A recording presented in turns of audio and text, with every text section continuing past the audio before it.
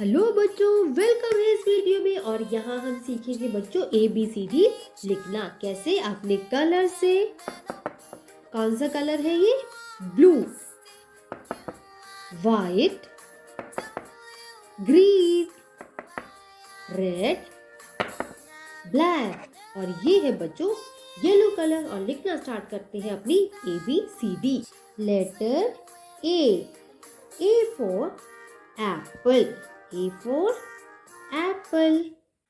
B for kids, ball. Letter C for cat. D for dog. Letter E for बच्चों elephant. F for fish. G for girl. H for kids, hand. I for ice cream. क्या होता है kids? I for ice cream. Letter J for kids, jug. K for kite. L for lion.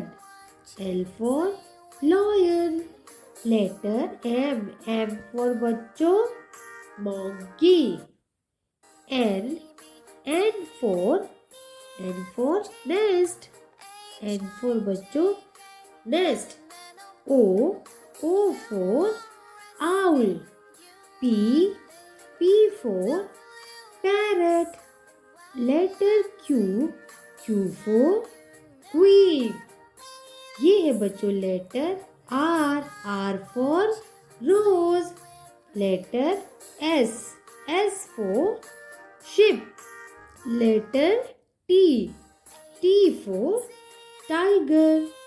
U for umbrella. V for kids, van. V for बच्चों van. W for water. X for xylophone. ये है kids Y for yak. और ये है बच्चों Z for zebra.